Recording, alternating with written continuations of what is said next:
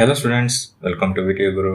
ಈ ವಿಡಿಯೋದಲ್ಲಿ ವಿಟಿಯಿಂದ ಒಂದು ಅಪ್ಡೇಟ್ ಅನ್ನೋದು ಬಹಳ ವೈರಲ್ ಆಗ್ತಾ ಇತ್ತು. Articles, YouTube videos, Instagram reels, so ಎಲ್ಲ ಕಡೆ ವೈರಲ್ ಆಗ್ತಾ ಇತ್ತು. ಆರ್ಟಿಫಿಷಿಯಲ್ ಇಂಟೆಲಿಜೆನ್ಸ್ ನ ಯೂಸ್ ಮಾಡ್ತಾರಂತೆ ಆನ್ಸರ್ ಬುಕ್ಲೆಟ್ ನ ಕರೆಕ್ಟ್ ಮಾಡೋಕೆ. ಸೊ ಇದರಲ್ಲಿ ಎಷ್ಟು ಅಡ್ವಾಂಟೇಜಸ್ ಮತ್ತು ಎಷ್ಟು ಡಿಸ್ಅಡ್ವಾಂಟೇಜಸ್ ಇದೆ ಅಂತ ನಾನು ಈ ಒಂದು ವಿಡಿಯೋದಲ್ಲಿ ಕಂಪ್ಲೀಟ್ ಮಾಹಿತಿನ ತಿಳಿಸ್ಕೊಡ್ತೇನೆ. ಸೊ ಆದಷ್ಟು ಈ ಒಂದು ವಿಡಿಯೋನ ನಿಮ್ಮ ಲೆಕ್ಚರರ್ಸ್ ಆಗಿರ್ಬೋದು, ಪ್ರಿನ್ಸಿಪಲ್ಗೆ ಅಥವಾ ವಿಟಿಯು ಸ್ಟಾಫ್ ಮೆಂಬರ್ಸ್ಗೆ, ನಿಮ್ಮ ಫ್ರೆಂಡ್ಸ್ಗೆ ಪ್ರತಿಯೊಬ್ಬರಿಗೂ ಶೇರ್ ಮಾಡ್ರಿ, ಅವ್ರಿಗೆ ಕೂಡ ಈ ಒಂದು ಮಾಹಿತಿ ತಿಳಿಲಿ. ಮೊದಲಿಗೆ ವಿಟಿ ಅವರು ಇದನ್ನ ಇಂಪ್ಲಿಮೆಂಟ್ ಇನ್ನ ಮಾಡಿಲ್ಲ. ಸೊ ಇನ್ನು ಟೆಸ್ಟಿಂಗ್ ನಡೀತದೆ ಅಂತ ಹೇಳಿದ್ದಾರೆ. ಆದಷ್ಟು different types of answer booklet ಮೇಲೆ ಟೆಸ್ಟ್ ಮಾಡ್ತಾರೆ. ಅದಾದ್ಮೇಲೆ ಸಕ್ಸಸ್ಫುಲ್ ಆಯ್ತಂದ್ರೆ ಅವಾಗ ಅವ್ರು ಇಂಪ್ಲಿಮೆಂಟ್ ಮಾಡ್ತಾರೆ. And artificial intelligence will evaluate student answers instead of human lecturers. So ಪ್ರತಿಯೊಂದು ಆರ್ಟಿಫಿಷಿಯಲ್ ಇಂಟೆಲಿಜೆನ್ಸ್ ಮಾಡುತ್ತೆ ಆನ್ಸರ್ ಬುಕ್ಲೆಟ್ ನ ಕರೆಕ್ಟ್ ಮಾಡೋದು, ಮತ್ತೆ ಎಷ್ಟು ಮಾರ್ಕ್ಸ್ ಕೊಡಬೇಕಂತ ಅದೇ ಅಸೈನ್ ಮಾಡಿ ನಿಮಗೆ ಮಾರ್ಕ್ಸ್ ಅನ್ನೋದು ಕೊಡುತ್ತೆ.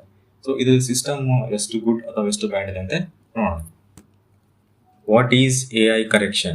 AI correction uses artificial intelligence models to read, evaluate and score answer scripts. ಅಂದ್ರೆ ಆರ್ಟಿಫಿಷಿಯಲ್ ಇಂಟೆಲಿಜೆನ್ಸಿ ಮಾಡೆಲ್ಸ್ ಅಂತ ಇರ್ತಾರೆ. ಫಾರ್ ಎಕ್ಸಾಂಪಲ್ಗೆ ನಾನು ನಿಮಗೆ ಚಾಟ್ ಜಿಪಿಟಿ ತಗೊಂತೀನಿ. ಸೊ ಚಾಟ್ ಜಿಪಿಟಿ ಇವಾಗ ನೋಡಿ 3.5 ಆಗಿತ್ತು, 4 ಆಯಿತು, ಮತ್ತೆ 4.5. ಇವಾಗ ಪ್ರೆಸೆಂಟ್ ಆಗಿ ಚಾಟ್ ಜಿಪಿಟಿ 5 ನಡೀತಾ ಇದೆ. ಸೊ ಇನ್ನು 6, 7, 8 ಅದೇ ರೀತಿ ಬರ್ತಾನೆ ಹೋಗ್ಬೋದು ಫ್ಯೂಚರ್ ಅಲ್ಲಿ. ಅಂಡ್ ಒಂದೊಂದು ಮಾಡೆಲ್ಸ್ ಅಲ್ಲಿ ಒಂದೊಂದು ಫೀಚರ್ ಆಡ್ ಆಗ್ತಾನೆ ಹೋಗುತ್ತೆ. ಸೊ ಸಾಕಷ್ಟು ಫೀಚರ್ಸ್ ಅನ್ನೋದು ಇರ್ತವೆ. ಸೊ ಆರ್ಟಿಫಿಷಿಯಲ್ ಇಂಟೆಲಿಜೆನ್ಸಿ ಮಾಡೆಲ್ಸ್ ಅಂದ್ರೆ ಈ ಒಂದು ಮಾಡೆಲ್ಸ್ ಅಲ್ಲಿ ಯಾವ್ದಾದ್ರು ಒಂದು ಮಾಡೆಲ್ ನ ಚೂಸ್ ಮಾಡ್ತಾರೆ. ಆ ಒಂದು ಮಾಡೆಲ್ ಏನ್ ಮಾಡುತ್ತೆ, ರೀಡ್ ಮಾಡುತ್ತೆ, ಅಂದ್ರೆ ಓದುತ್ತೆ ನಿಮ್ಮೊಂದು ಆನ್ಸರ್ ಬುಕ್ಲೆಟ್ ನ ಓದಿ ಇವ್ಯಾಲ್ಯುಯೇಟ್ ಅಂದ್ರೆ ಕರೆಕ್ಟ್ ಮಾಡ್ತಾ ಹೋಗುತ್ತೆ. ಅಂಡ್ ಸ್ಕೋರ್ ಕೂಡ ಎಷ್ಟು ಮಾರ್ಕ್ಸ್ ನೀವು ಆನ್ಸರ್ ಬರೆದಿರ್ತಾರೆ, ಎಷ್ಟು ಮಾರ್ಕ್ಸ್ ಕೊಡ್ಬೇಕಂತ ಡಿಸೈಡ್ ಮಾಡಿ ಅದೇ ಒಂದು AI ನಿಮ್ಗೆ ಮಾರ್ಕ್ಸ್ ಅನ್ನೋದು ಅಸೈನ್ ಮಾಡುತ್ತೆ. The system analysis keywords, patterns and structure to assign marks. ಯಾವ ರೀತಿ ನಿಮ್ಗೆ ಅಸೈನ್ ಮಾಡುತ್ತೆ ಅಂದ್ರೆ ತನ್ನದೇ ಆದ ಒಂದು ಪ್ಯಾಟರ್ನ್ಸ್, ಸ್ಟ್ರಕ್ಚರ್ ಇರುತ್ತೆ. ಆ ಒಂದು ಬೇಸಿಸ್ ಮೇಲೆ ನಿಮಗೆ ಮಾರ್ಕ್ಸ್ ಅನ್ನೋದು ಅಸೈನ್ ಮಾಡುತ್ತೆ. ಸೊ ನೀವು ಹೆಂಗ್ ಬೇಕಂಗ್ ಬರಿತೀವಿ, ಹ್ಯಾಂಡ್ ರೈಟಿಂಗ್ ಏನಾದ್ರೂ ಮಿಸ್ಟೇಕ್ ಆದರೆ ನಿಮಗೆ ಮಾರ್ಕ್ಸ್ ಅನ್ನೋದು ಕೊಡೋದೇ ಇಲ್ಲ. ಅದು ಮುಂದೆ ನಿಮಗೆ ಹೇಳ್ತಾನೆ ಹೋಗ್ತೀನಿ. ಓಕೆ, ಅದಾದ್ಮೇಲೆ it aims to make the process faster, unbiased and transparent. Advantages of AI correction. ಮೊದಲಿಗೆ speed. AI can check lakhs of papers quickly. Compare to humans compare ಮಾಡಿದ್ರೆ ಆರ್ಟಿಫಿಷಿಯಲ್ ಇಂಟೆಲಿಜೆನ್ಸಿ ಬಹಳ ಫಾಸ್ಟ್ ಆಗಿ ವರ್ಕ್ ಮಾಡುತ್ತೆ. ಒಂದು ಆನ್ಸರ್ ಬುಕ್ಲೆಟ್ ಒಬ್ಬ lecturer correct ಮಾಡೋಕೆ minimum 30 minutes ತಗೋತಾನೆ ಅಂತ ಅನ್ಕೊಳ್ಳಿ.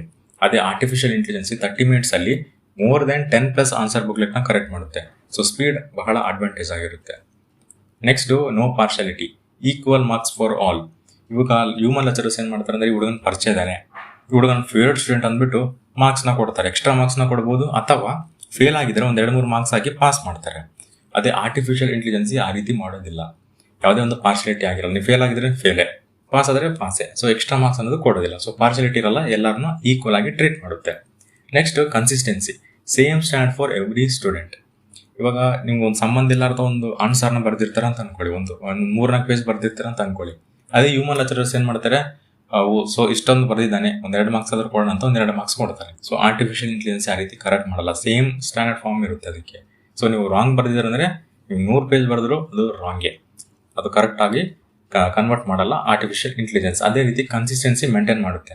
ಇವಾಗ ಹ್ಯೂಮನ್ ಲೆಕ್ಚರರ್ಸ್ಗೆ ನಮ್ಗೆ ಬ್ರೇಕ್ ಬೇಕು. ಸೊ ನೈಟ್ ಟೈಮ್ ನಾವು ಮಕ್ಕೋತೀವಿ, ಮತ್ತೆ ಲಂಚ್ ಬ್ರೇಕು, ಮತ್ತೆ ಮಾರ್ನಿಂಗ್ ರೆಡಿ ಆಗಿ ಬರ್ಬೇಕು, ಮತ್ತೆ ಫ್ರೆಶ್ ಆಗಬೇಕು. ಸೊ ಇಷ್ಟೆಲ್ಲ ನಮಗೆ ಬ್ರೇಕ್ಸ್ ಅನ್ನೋದು ತಗೊಂತೀವಿ ನಾವು. ಅದೇ ಆರ್ಟಿಫಿಷಿಯಲ್ ಇಂಟೆಲಿಜೆನ್ಸ್ ಯಾವುದೇ ಒಂದು ಬ್ರೇಕ್ ಬೇಕಾಗಿಲ್ಲ, ಅದು ಕಂಟಿನ್ಯೂಸ್ ಆಗಿ ವರ್ಕ್ ಮಾಡ್ತಾನೆ ಇರುತ್ತೆ. Next, transparency. Process can be tracked digitally. ಅಂದ್ರೆ ಈ ಹ್ಯೂಮನ್ ಲೆಕ್ಚರರ್ಸ್ ಏನ್ ಮಾಡ್ತಾರೆ ಅಂದ್ರೆ ಎಕ್ಸ್ಟ್ರಾ ನಾನು ಅವಾಗ ಹೇಳಿದ್ನಲ್ಲ, ಸೊ 2-3 ಮಾರ್ಕ್ಸ್ ಹಾಕಿ ಪಾಸ್ ಮಾಡ್ತಾರೆ. ಇಲ್ಲ ಅಂದ್ರೆ ಏನು ಬರ್ದಿಲ್ಲ ಅಂದ್ರೆ ಕೂಡ ಮಾರ್ಕ್ಸ್ ಪಾಸ್ ಮಾಡ್ತಾ ಇರ್ತಾರೆ. ಸೊ ಅದ್ರದ್ದು ಯಾವುದೇ ಒಂದು ಪ್ರೂಫ್ ಅನ್ನೋದು ಇರಲ್ಲ ನಮ್ಮ ಹತ್ರ, ಕಾಪೀಸ್ ಡಿಜಿಟಲ್ ಆಗಿರ್ಬೋದು. ಸೊ ಅದೇ ಆರ್ಟಿಫಿಷಿಯಲ್ ಇಂಟೆಲಿಜೆನ್ಸ್ ಅಂದ್ರೆ ಪ್ರತಿಯೊಂದು ಟ್ರ್ಯಾಕ್ ಮಾಡುತ್ತೆ. ಸೊ ಯಾವ ಕ್ವಶನ್ಗೆ ಎಷ್ಟೆಷ್ಟು ಮಾರ್ಕ್ಸ್ ಕೊಟ್ಟಿರ್ತೀನಿ ಅಂತ ಅದನ್ನ ಮೆನ್ಷನ್ ಮಾಡುತ್ತೆ. ಇಲ್ಲಿವರೆಗೂ ಅಡ್ವಾಂಟೇಜಸ್ ನೋಡಿದಾಯ್ತು. ಇವಾಗ ಡಿಸ್ಅಡ್ವಾಂಟೇಜಸ್ ಆಫ್ AI ಕರೆಕ್ಷನ್. ಮೊದಲಿಗೆ difficulty in understanding creative answers. So ಬಹಳ ಜನ ಏನ್ ಮಾಡ್ತಾರೆ ಅಂದ್ರೆ ತಮ್ಮದೇ ಆದ ಒಂದು ಕ್ರಿಯೇಟಿವಿಟಿ ಆನ್ಸರ್ಸ್ ಇರುತ್ತೆ, ತಮ್ಮದೇ ಆದ ಒಂದು ಯೂನಿಕ್ನೆಸ್ ಇರುತ್ತೆ.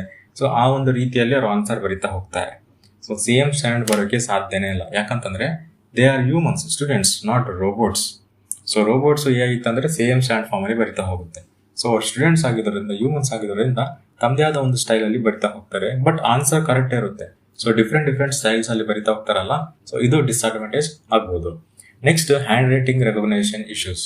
ಸೊ ಸ್ಟಾರ್ಟಿಂಗ್ ಅಲ್ಲಿ ಬಹಳ ಜನ ಏನ್ ಮಾಡ್ತಾರೆ, ನೀಟಾಗಿ ಬರಿತಾ ಹೋಗ್ತಾರೆ. ಆಮೇಲೆ ಲಾಸ್ಟಿಗೆ ಟೈಮ್ ಇರೋದಿಲ್ಲ ಅವರಿಗೆ. ಸೊ ಒಟ್ಟು ಅಟೆಂಡ್ ಆಗ್ಬೇಕು ಈ ಒಂದು ಕ್ವಶನ್ ಅಂತ ಅಂದ್ಬಿಟ್ಟು ಹೆಂಗ್ ಬೇಕಂಗ್ ಬರಿತಾ ಹೋಗ್ತಾರೆ. ಅದು ಆರ್ಟಿಫಿಷಿಯಲ್ ಇಂಟೆಲಿಜೆನ್ಸ್ಗೆ ಕರೆಕ್ಟ್ ಆಗಿ ರೆಕಗ್ನೈಸ್ ಮಾಡದೆ ರೀಸನ್ ಇಂದ ಅದು ರಾಂಗ್ ಆಗಿ ಕನ್ಸಿಡರ್ ಮಾಡಬಹುದು, ಅಥವಾ ಕಮ್ಮಿ ಮಾರ್ಕ್ಸ್ ಕೊಡ್ಬೋದು. Next, no emotional understanding, effort not recognised. So ಇವಾಗ ಯಾವುದೇ ಒಂದು ಕ್ವಶನ್ ಕೊಟ್ಟಿದ್ರೆ ಅದು ಸ್ವಲ್ಪ ರಿಲೇಟೆಡ್, ಇವಾಗ ಏನಾದರೂ ಬರೆದು ಬರ್ತಾರೆ ಭಾಳ ಜನ, ನನಗೆ ಮಾರ್ಕ್ಸ್ 1-2 ಮಾರ್ಕ್ಸ್ ಬರ್ಬೋದು ಅಂತ 1-2-3 ಪೇಜ್ ಬರೀತಾರೆ, ಬಟ್ ರಿಲೇಟೆಡ್ ಬರ್ದಿರ್ತಾರಲ್ವಾ. ಸೊ ಆರ್ಟಿಫಿಷಿಯಲ್ ಇಂಟೆಲಿಜೆನ್ಸ್ ಏನು ಮಾಡುತ್ತೆ, ಅದು ಕರೆಕ್ಟಾಗಿರೋ ಎಕ್ಸಾಕ್ಟ್ ಆನ್ಸರ್ ಬರೆದ್ರೆ ಮಾತ್ರ ನಿಮಗೆ ಮಾರ್ಕ್ಸ್ ಅನ್ನೋದು ಕೊಡುತ್ತೆ. ಸೊ ಅದು ರಿಲೇಟೆಡ್ ಬರ್ದಿರೋದ್ರಿಂದ ಹ್ಯೂಮನ್ಸ್ ಲೆಕ್ಚರರ್ಸ್ ಏನು ಮಾಡ್ತಾರೆ, ಸೊ ಇಷ್ಟೊಂದು ಬರ್ದಿದ್ದಾನೆ ಅಂದ್ಬಿಟ್ಟು ಅವ್ರಿಗೊಂದು ಎಮೋಷನಲ್ ಫೀಲ್ ಇರೋದ್ರಿಂದ 1-2 ಮಾರ್ಕ್ಸು 1 ಮಾರ್ಕ್ಸ್ ಹಾಕಿ ನಿಮಗೆ ಪಾಸ್ ಮಾಡ್ತಾರೆ. ಅದೇ ಆರ್ಟಿಫಿಷಿಯಲ್ ಇಂಟೆಲಿಜೆನ್ಸ್ ಆ ರೀತಿ ಮಾಡೋದಿಲ್ಲ, ಸ್ವಲ್ಪ ರಿಲೇಟ್ ಬರೆದ್ರೂ ಕೂಡ ನಿಮಗೆ ಅದು 0ನೇ ಮಾರ್ಕ್ಸ್ ಕನ್ಸಿಡರ್ ಮಾಡುತ್ತೆ. Next, technical errors May effect marks. So technical bugs ಬರ್ಬೋದು, ಎರರ್ಸ್ ಬರ್ಬೋದು, ಇನ್ನು ಎಷ್ಟೋ ಸಾಕಷ್ಟು ಸ್ಟೂಡೆಂಟ್ಸ್ ಫೇಲ್ ಆಗ್ಬೋದು ಈ ಒಂದು ಎರರ್ಸ್ ಇಂದ. ಇವಾಗ ಪಾಸ್ ಆಗೋ ಸ್ಟೂಡೆಂಟು ಟೆಕ್ನಿಕಲ್ ಎರರ್ ಇಂದ ಫೇಲ್ ಆಗ್ಬೋದು, ಮತ್ತೆ ಅವರು ಮತ್ತೆ ಬರಿಬೇಕಾಗುತ್ತೆ. ಇದೊಂದು ದೊಡ್ಡ ಡ್ರಾಬ್ಯಾಕ್ ಅಥವಾ ದೊಡ್ಡ ಡಿಸ್ಅಡ್ವಾಂಟೇಜ್ ಅಂತ ಹೇಳ್ಬೋದು ನಾನು. Next, trust issues, students prefer human correction. ಭಾಳ ಸ್ಟೂಡೆಂಟ್ಸ್ ಏನು ಮಾಡ್ತಾರೆ ಅಂತಂದ್ರೆ ಎಐನ ನಂಬೋದೇ ಇಲ್ಲ. ಸೊ ಅದು ನಾವು ಅವ್ರು ರಾಂಗ್ ಆಗಿದ್ರು ಅಥವಾ ಎಐ 100% ಅಕ್ಯುರಸಿ ಇದ್ರು ಕೂಡ ಎಐ ಇದೆ ತಪ್ಪು ಅಂತ ಹೇಳ್ತಾರೆ. ಅಥವಾ ಕೆಲವೊಂದಲ್ಲಿ ಎಐ ರಾಂಗ್ ಇರ್ಬೋದು, ಬಟ್ ಎಐ ಒಂದೊಂದಲ್ಲಿ ಕರೆಕ್ಟ್ ಇದ್ರು ಕೂಡ ಸ್ಟೂಡೆಂಟ್ಸ್ ಟ್ರಸ್ಟ್ ಇರೋದಿಲ್ಲ ಎಐ ಮೇಲೆ. ಸೊ ಹ್ಯೂಮನ್ಸ್ ಲೆಕ್ಚರರ್ಸ್ ಮೇಲೆ ಅವ್ರು ಟ್ರಸ್ಟ್ ಮಾಡ್ತಾರೆ. ಯಾಕಂತಂದ್ರೆ ಹ್ಯೂಮನ್ಸ್ ಲೆಕ್ಚರರ್ಸ್ ಕರೆಕ್ಟ್ ಮಾಡಿನೇ ಇಷ್ಟು ಜನ ಫೇಲ್ ಆಗ್ತಿದೀವಿ ನಾವು, ಇನ್ನು ಆರ್ಟಿಫಿಷಿಯಲ್ ಇಂಟೆಲಿಜೆನ್ಸಿನ ತಗೊಂಡ್ಬಂದರೆ ಇನ್ನೆಷ್ಟು ಜನ ಫೇಲ್ ಆಗ್ಬೋದು ಅಂತ ಒಂದು ಕ್ವಶನ್ ಮಾಡ್ತಾನೆ. Next, balanced view, AI correction has both advantages and disadvantages. So ಮೊದಲಿಗೆ ಏನು ಮಾಡ್ಬೇಕಂದ್ರೆ ಎಐ ಚೆಕ್ ಮಾಡುತ್ತೆ ಫಸ್ಟ್, ಆಮೇಲೆ ಹ್ಯೂಮನ್ಸ್ ವೆರಿಫೈ ಮಾಡಬೇಕು ಆನ್ಸರ್ ಕರೆಕ್ಟ್ ಇದೆನಾ ಇಲ್ವಾ, ಎಐ ಕರೆಕ್ಟಾಗಿ ಅಕ್ಯುರೇಸ್ ಆಗಿ ಚೆಕ್ ಮಾಡ್ತದೇನಾ ಇಲ್ವಾ ಆನ್ಸರ್ ಬುಕ್ಲೆಟ್ ಅಂತ. ಸ್ವಲ್ಪ ದಿನವರೆಗೂ ಅದನ್ನ ಟೆಸ್ಟಿಂಗ್ ಅಲ್ಲಿ ಇನ್ನ ಕಂಪ್ಲೀಟ್ 100% ಅಕ್ಯುರೇಸಿ ಬರೆಯವರೆಗೂ ಟೆಸ್ಟ್ ಮಾಡ್ತಾನೆ ಇರಬೇಕು. ಆಮೇಲೆ ಅವ್ರು ಇಂಪ್ಲಿಮೆಂಟ್ ಮಾಡಿದರೆ ಯಾವುದೇ ಒಂದು ಪ್ರಾಬ್ಲಮ್ ಅನ್ನೋದು ಇರೋದಿಲ್ಲ. This ensures fairness, accuracy and time efficiency. So ಇದರಲ್ಲಿ ಫೇರ್ನೆಸ್ ಇರುತ್ತೆ, ಅಕ್ಯುರೇಸಿ ಕೂಡ ಅಷ್ಟೇ ಇರುತ್ತೆ, ಸೊ ಟೈಮ್ ಕೂಡ ಸೇವ್ ಆಗುತ್ತೆ. ಇದು ಕನ್ಕ್ಲೂಷನ್ ಅಂತ ನೋಡೋದಾದ್ರೆ, ಟೆಕ್ನಾಲಜಿ ನಮಗೆ ಬಹಳ ಇಂಪಾರ್ಟೆಂಟ್, ಬಟ್ ಅದೇ ರೀತಿ ಹ್ಯೂಮನ್ಸ್ ವೆರಿಫೈ ಮಾಡೋದ್ರಿಂದ ಕೂಡ ಬಹಳ ಹೆಲ್ಪ್ಫುಲ್ ಆಗಿರುತ್ತೆ. ಸೊ ಹ್ಯೂಮನ್ ಜಡ್ಜ್ಮೆಂಟ್ ಕೂಡ ಅಷ್ಟೇ ಈಕ್ವಲ್ ಆಗಿರುತ್ತೆ. ಎಐ ಪ್ಲಸ್ ಹ್ಯೂಮನ್ ಕೊಲಾಬ್ರೇಷನ್ ಮಾಡೋದ್ರಿಂದ ಒಂದು ಒಳ್ಳೆ ರಿಸಲ್ಟ್ನ ತರ್ಬೋದು.